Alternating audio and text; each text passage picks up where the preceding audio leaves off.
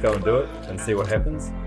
Ideas are worth like jack shit, absolute jack shit. Like if you can't execute, there's nothing. Just take that initiative to actually take whatever crazy ideas that they might have and just try to see what comes of it. Don't be afraid of ambition. Chase it, love it, wrap your arms around it and say it out loud. New Zealanders don't know any better. They will just get up and give it a shot. That's why we were first to get to the top of Mount Everest. Go to dream that ultimate dream. Like, what is it that you ultimately want to do? And it's all achievable.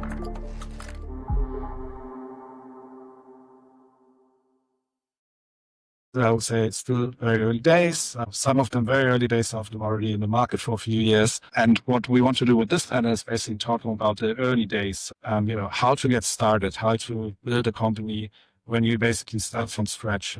That's something that, many founders at the moment here in the room and that we've talked to today are going through. So we're going to focus a bit on that, but maybe we start with introductions and maybe Anna, if you want to. I am the CEO of Stickybeak, which is a marketing research platform. So my background is marketing. I was global CMO and brand manager at Tourism New Zealand. Spent most of my career doing international marketing and made lots of mistakes and wasted lots of marketing money. So Stickybeak is one of the tools that is helping everyone fix it. I the company after it had been running for about years. So my journey is interesting as well in terms of the stages of progress we've been through and how that has been both global and local.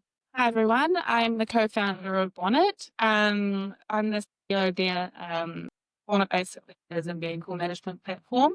So we automate the compliance and maintenance for fleets, mainly in SMEs and then also consumers. My history is all automotive. So I used to work for Chrysler at a national level and worked with a lot of the dealers and service centres. And my family's always been builders in software. So my uncle built software that trained me, and I was always sitting there for these 8 yard gardens at 15. The KISS principle, and also how about the idea of Bonnet, which basically gets compliance with government integration.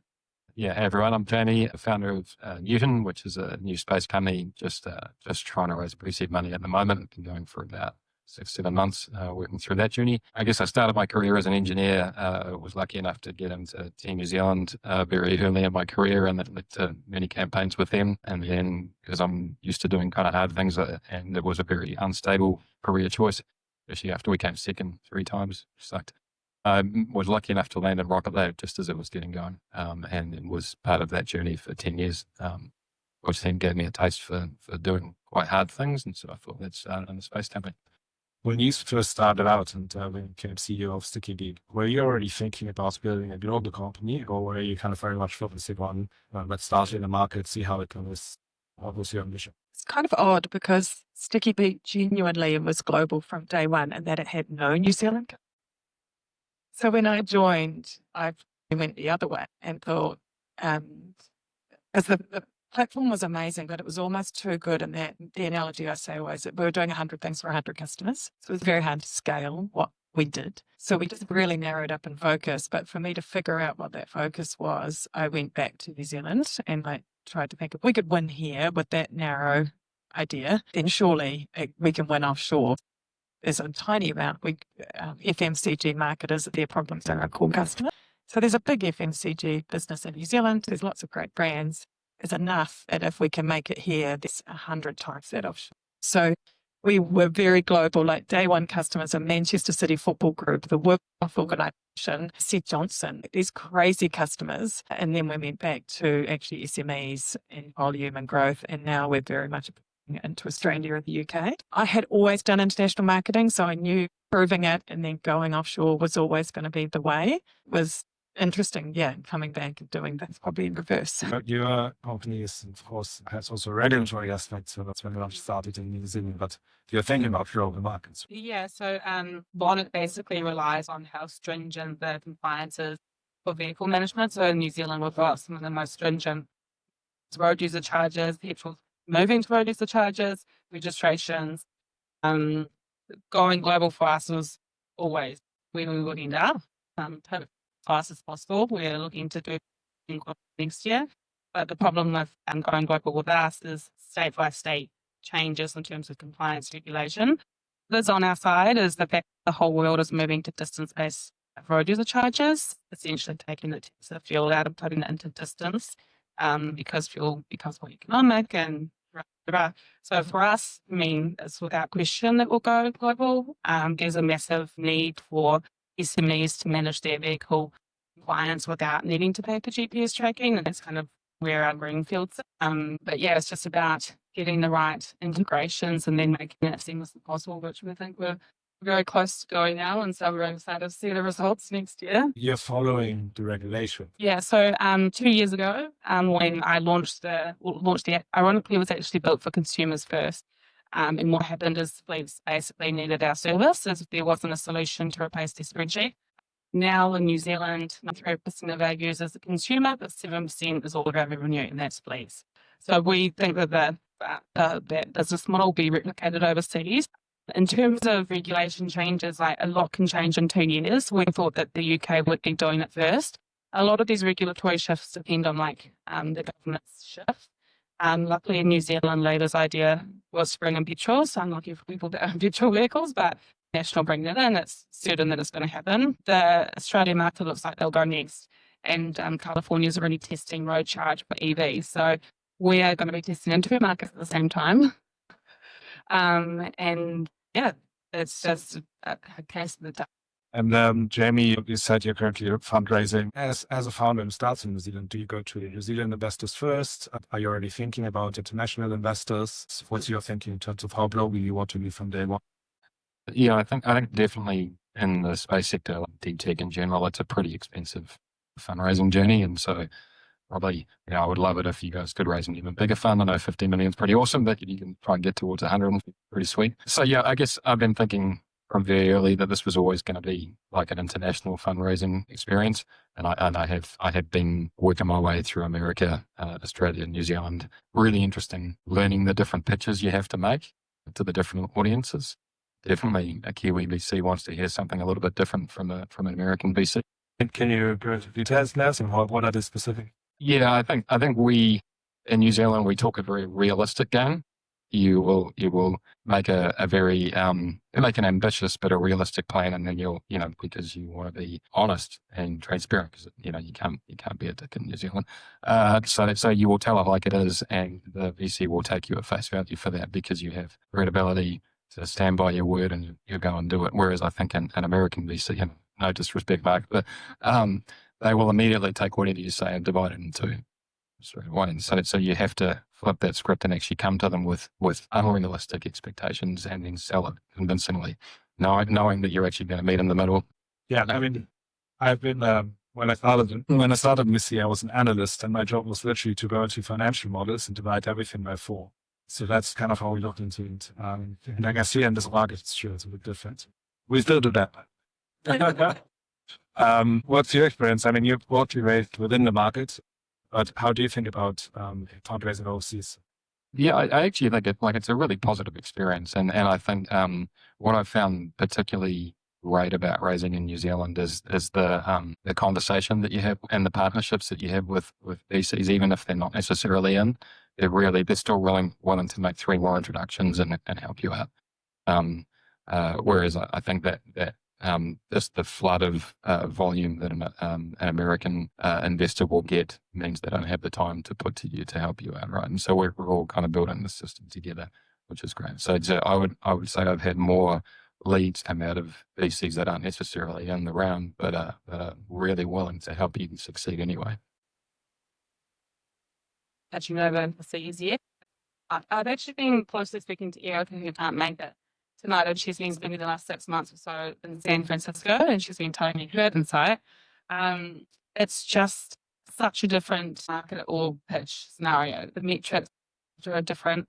I mean, she's consumer SaaS, and we're played at the moment, but could potentially go into the consumer side. And it's very interesting different metrics, which I think is awesome. And I think they take way more of a gamble on the unicorn idea rather than New Zealand is like improve your metrics and then you get your funding, but like to hold on tight, like we want to see that, that vertical kind of growth. I think they're a lot more reserved and just need more like proof here, which I don't think, well, it is a good and a bad thing.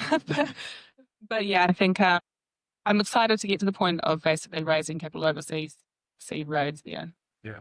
Yeah, I think your point is true for New Zealand and Australian VCs. Like lots of really warm introductions, which is awesome. Now having conversations with UK VCs as well. I think the difference is kind of the round size and the valuations and things that they're putting on all of your metrics and goals. But they're genuinely really, really good conversations every time. Everyone I've spoken to, if it's not interest, it's like, oh, you're not quite in our mandate. You should talk to these people, set them up. This is your advice to seek these conversations early. 100%. Yeah, earlier the better. It's always good having the conversations when you're in good growth though too.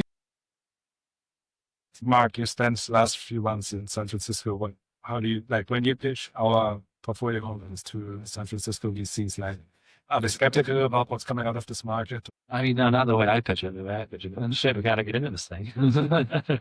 From what I mean, yeah, what's the question? Yes, what's the perception? Is New Zealand on the radar? Do they, is it harder to pitch a New Zealand company? No, I mean, yeah, generally, I think in Silicon Valley, out in you see so many companies, so many deals, you see like so much talent, like the ecosystem there is kind of the most advanced in the world. So the more sophisticated kind of investors have seen pretty much every single type of founder fail and succeed in every single kind of ways. Their perception is it's sort of like, I mean, you tell them, hey, we have some great founders. Okay, cool. That's only like one piece of the equation. A bunch of other things with the ecosystem, capital, and infrastructure. For them, it's kind of like, in some ways it's gambling, right? I think investing in general, a bit like gambling for smart people or something. You're making a lot of bets because at the end of the day, like even though you're betting on smart founders, found something really interesting and they're getting traction, there could be a bunch of factors outside of your control lead to the company not succeeding. Regulatory changes, a little bit, I don't know, pick your favorite, whatever. And so in Silicon Valley, I would say New Zealand is not on the radar, which I think the opportunity. There's like I introduced Jamie to a fund, NFX, one of the top seed funds in the Valley. I mean, they actually got really excited. They were like, wow, this is an opportunity we wouldn't have seen, right? So there's an opportunity to sort of come in as like, because every VC in the Valley sees like the best deals. The opportunity to come in as a New Zealand company and say, hey, you haven't seen this because it's in New Zealand, you have access to that. Here's your opportunity to sort of swoop something out at a lower valuation and get ahead. It's actually quite interesting. That's usually the pitch. Henwood? Yeah, makes sense. I would have loved Erica to be here to ask about her experience in San Francisco, but maybe for you, like Steph, are you thinking about kind of relocating there for a few months? Like, how do you think about building relationships? Yeah. I love California. I actually spent like 2 years looking at it. I was 3 years when I was younger, but I was doing border runs to renew my visa and money stuff. So I've got to get it done properly this time and I'm going to get started now, but I'm so excited. I think the thing that excites me most about California is that they're so advanced with the tech that they've got there. And for us, like the end goal is connecting to vehicle engines with our hardware, but then to get the compliance and they're more advanced with anyone than anyone else. So aside from the regulatory shifts for taxes and stuff there, it's definitely where I see, and I'm hoping there'll be more traction than we're doing in New South Wales, but we'll see what happens. I'll definitely relocate there and get it going for sure. Jamie, you're about to start hiring, I guess, building a company. We talked about this earlier a little bit. The talent that you're looking for is very unique, but maybe New Zealand is actually the right place to find that talent. How do you think about building it? I'm lucky starting a space company in New Zealand isn't as crazy as it used to be. So definitely within Auckland, we've got a pretty strong talent base of aerospace engineers, I think. It's been talked about many times today about the kind of Kiwi just have a go culture. And I think, the space sector is one at the moment that's really interesting for just the opportunities that are coming to kind of commercialize and move away from kind of governments as the innovators to the commercial sector, which really lends itself to New Zealand's kind of scrappy, just we'll figure it out and roll up our sleeves and have a go kind of approach and not just buy our way out of a problem, which does lend itself here. And I think probably the other point is just we are quite an attractive place as a destination to work. Like we can't offer the same salaries, but my experience certainly from hiring at Rocket Lab was that you didn't compete on salary, you competed on a really great mission, doing a really hard thing, and still being able to go to the beach on the weekend. It brings it all together. Yeah. At Rocket Lab, did you recruit a lot from overseas and convince you? We built a lot from within, but we were also quite attractive, actually mostly out of Europe. It was a very attractive destination for Europeans to come and relocate to New Zealand, more so than America, actually. Europe to me is quite, No, this is how, yeah, I'm curious, like for both, yeah, Jamie and Anna to learn about kind of, because you guys both worked at big companies that originated, rocket level. What was that? What was that culture like? Was that culture kind of tailored to like the front of like Kiwi company and like we just happen to like sell to the US, or did at some point want to change? If think of we're global, but we're US and we just happen to have our forge is based in New Zealand. Yeah, what was that? Do you feel like, yeah, we saw a change? I think that, well, yeah, it was definitely building a Kiwi space company. It was very much about, probably I would steal it more as like, it was very roll up your sleeves and just get it done practically. We didn't have access to a lot of American kind of history and technology. And so we just reinvented it in a more modern way, which I think played really well into to the success of the business. Probably more the culture actually shifted as just with the scale, which normally happens with any corporate, right? Like I was lucky enough to be there kind of through the first 1,000 employees, and so saw it from the very early days to when it was definitely a lot more of a multinational. And I think that probably had more influence onto the end culture than the New Zealand versus American thing. And I think at Les Mills, the employee culture was different to the brand. So as a brand, it was actually very American, wanted to not be seen as a company, which was interesting. But from an employee point of view, there was a lot of culture and it came down to that original international expansion team that really sort of took New Zealand to the world, to the point that there's tattoos for body pump and, like things that have really ingrained themselves through the people who have worked for Les Mills International over the last 30 years. So there was a very much a headquarters feel that was New Zealand, and then it was more the sales office globally. While I was there, we did a lot of work to try and break those silos down. We talked about the central team versus head office and things like that to try and make it more of a global business than a business being run out of New Zealand. How many people have heard of Les Mills? So yeah, the big business is 20-odd thousand gyms around the world that license Les Mills programs. They are SaaS before SaaS, and that's where the big business is. Phenomenal, under the radar New Zealand company. I think there's 600 people globally that drive that multi-million-dollar business. What are your takeaways from running that? You were the CMO before you joined Stickybeak. What were your takeaways in terms of building a global culture, but like starting with New Zealand? Yeah, it's actually taken me a little while to connect the pieces. We're a very efficient team of 10 at Stickybeak. Like I had 100 people in my marketing team at Les Mills. It was global business. So that shift has been really interesting, but I've realized all the things I've learned and all the advantages you've got of being in a bigger global company are really applicable to start up out of New Zealand. So I've learned lots of bad things. I've learned the hard way. I've learned how not to connect teams globally. Time zones suck. UK, I wish it could just be 4 hours closer. But that's just a thing of global business that you need to prepare people on the way in. You need to set the right expectations. You need to set culture and awareness around that. When I jump on with my developer in the US, saying good afternoon to him, even though it's my morning. Like all those little things that make the difference. So acknowledging that they have a different reality. Totally, yeah. And it's their sucky Monday still. So all of that, I think, is really important for developing global teams of culture and just that awareness of it. Yeah, it was phenomenal learning ground. By the way, the QR code is ready if you want to try to move any questions. Yeah, we had one question. What are the panel's thoughts, pros and cons of being a CEO in market versus golden? Yeah, like what are your thoughts on pros and cons of being in market in the US versus building if you're selling? Well, I'm controversially not expanding into the US, and that's intentional. It's a little bit Trump. It's a little bit competition. It's a little bit that our superpower is our languages and our geographic reach, which is better suited to UK and Europe and Asia. But we are actually having this conversation for the UK at the moment. I know the wisdom is one of the founding team needs to go to the new market and treat it like a startup again and go for it. I just have a really bad tendency of hiring a woman with 2 children with brown hair. And we're really hard to shift. So that's an application, but that would be my first, would be to send someone from all the things that you had to do to crack your first market, do them again in the new market. Did you see what the pros are? I mean, for us, it's the technology that they've got there that we don't have in New Zealand. Like New Zealand's a very small market, and when we're talking about vehicle manufacturers, I'm not sure if they could even put New Zealand. So for us, it's just the excitement of like being able to like be innovating way faster. And then obviously there's the not so bad side of hopefully creating way more revenue. Yeah, I would just say at the end of the day, you have to be close to your customer. Yeah, no, actually, back to your point of like hiring women with 2 kids. How do you build a startup? How do you balance family and startup? I think it's very difficult to do that.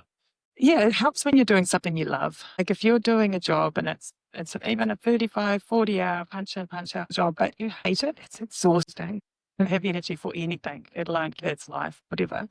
You can do however many hours you like a week if you're loving it and you've got lots of energy. It's kind of first make sure that box is ticked.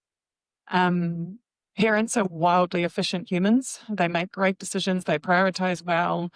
They use AI as their unlimited intern pool. So that is definitely helpful as well. But it's just being aware that it is one life. There's no such thing as balance. It's just about constant juggling and planned juggling. Holy shit, what have I done to myself today? Juggling as much as you can, but acknowledging that, like it's not a failure that you've jumped from 4 back-to-back customer calls to school pickup to football, back to another customer call, and now you've got this finance shit to do at 10 o'clock.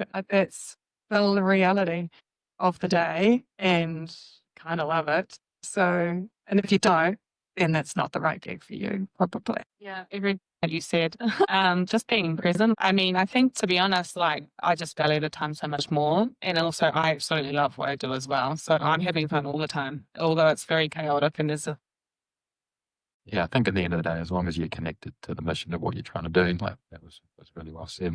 I think post COVID, we are in a world where people do have a lot of flexibility around their employment situations now, and employers are actually getting a lot more used to that. And I think particularly startups, part of being competitive is actually offering that kind of flexible lifestyle where you are juggling work and dad at the same time, figuring it out. I think that's one of the cool things about being in the startup environment is you can shape that the way you want to. And I guess New Zealand, again, is such a, more family-friendly environment than maybe other countries as you mentioned today. It's probably a great place to meet startup. Do you think that makes you less ambitious? No. Like being in New Zealand, it's like 100%, it's family friendly, right? And everyone's here, it's pretty relaxed and generally. It's a laid back environment. Yeah. Does that make you, or maybe not you specifically, does that make the average founder less ambitious? Do you mean like having kids? Being in New Zealand, not necessarily having kids, but being in New Zealand, maybe having kids. But So I was sitting on the design and concept for Bonnet for 4 years. And when I got pregnant, it was everything that made me build it. I built it, I think, the day before my C-section, I launched it. So for me, it was like a massive fire at my ass, to be honest. And I think it makes you less of an asshole and more balanced. But there's a pitch, like, I don't know. I think New Zealanders can be laid back and can come across as unambitious. But I think the reality is not true. I think we're wildly ambitious. We're just scared to say it sometimes. And we work bloody hard. And we've often come from backgrounds where we have parents who have worked their socks off as well. Because I think in New Zealand, we've seen anyone can. It's not generations and generations of wealth that stop you from ever having wealth. There's overnight success stories everywhere in terms of people creating wealth and wealth for others. So I think there's a lot of you can see it, so you could be it in New Zealand. The way we do it is a bit different. Just add to that, like I did live in the States as a city for like a couple of years, and you can't even see the top of what you want to be. Like I feel like in New Zealand, we've got such a small country here that we can kind of like see the person we want to become way closer, and then it makes it more kind of achievable or realistic to dream. And I think that's like a really amazing thing. And to be honest, I think that's also motivated me more than if I was to live in California, 40 million people. It's a really point. What do you think about like being in New Zealand, being a parent? Does that make you less or more ambitious? Yeah, it's a really interesting one. Like you're doing it to make your kids proud, right? Like at the end of the day, I think you actually said it really well. First, parents are fantastic multitaskers, which I hadn't actually onto before, but it's absolutely true. Like you hit it and fucking quit it every day. No, you just got to have meaning and purpose in what you're doing, and Maybe to kind of close off this panel, I guess there's we had hands up earlier. There's a lot of founders in the room, and I've spoken to some people who are just getting started. You're already a few years in. So what's your kind of advice to them, especially thinking about what we discussed, the dynamic between the old and local, and how to think about just starting a company now? That's it. Yeah, there's a lot there. I think if I was to redo this and give advice to young, budding, eager founder, would be just to get as much data as you can. Like if you think that your product is going to solve this problem, go to 100 of those people and just ask. And to be honest, you'll probably find a bigger problem. I think it's just all about talking to your potential customers, understanding how big the actual team is, and obviously who your competitors are. Just understanding the actual opportunity before you build the product. Yeah, because I think there's some good ideas out there, but unfortunately for some, the team is just way, way smaller. Maybe a different way to ask the question is, what advice would you give your younger self? Same question. Yeah, I don't know how to answer that one specifically. I think what I was going to say is just be a little bit patient and really get a little bit of experience first. Like I think we're all in a place where in our careers we've built out the experience and the understanding of our domain knowledge that gives us a chance to be successful now. Yeah, just maybe there's someone here who's going to found $1 billion company at 17, but I think probably actually spending a little bit of time in the trenches and getting some of those scars first is probably helpful. You'll have a far better chance of success. You're a great example of that. You had a really big role before you joined the startups. Resilience is curiosity and resilience, like tick all day. The other thing I think is because it's exhausting, it's hard. There's lots of days where you're like, what am I doing? I could earn twice this somewhere else, 3 times, 4 times, and less hours. What am I doing? Get really clear on what needs to be true for you to be your best every week. And I know that might sound like to some people, but honestly, get really clear on it. For me, it's fun, connection, and a challenge, like a mission that I'm on. And if I can have a laugh every week, if I can be working with people I really enjoy working with, and I can feel like I'm getting some stuff done, then I can keep going every week after week. Doesn't matter. So that, for me, like figure out the problem, make sure it's a thing for sure, but for your own self, like try and figure that stuff out, because you're going to need like way more energy than you ever thought you might. I really like your point about the fact that you can kind of see people having been successful, and it's much more accessible than in other markets. And I think, like main point is also to reach out to those people, right? And just like ping them and be like, hey, like, what do you think about this? Like, can you help me with it? And I guess you are all very open. We are obviously open. So I think, that's kind of another point, just to reach out to those that. Yeah, I do think the free support network that you get in the founder community is just remarkable. Everyone has wanted to go out of their way to help you. Yeah, it's almost universal. And not just at founder level, but like through your whole team. So 10 other heads of marketing that want to talk to your head of marketing and your head of sales. Like it's amazing. Great. Wonderful. So thank you very much for that panel. First of all, a round of applause, please. Thank you for tuning in to TechMates. If you enjoyed this episode, be sure to subscribe, leave a review, and share it with friends. We'll be back soon with more stories of Kiwi and Aussie founders reshaping the future and disrupting down under. Until next time, keep dreaming big and daring to disrupt.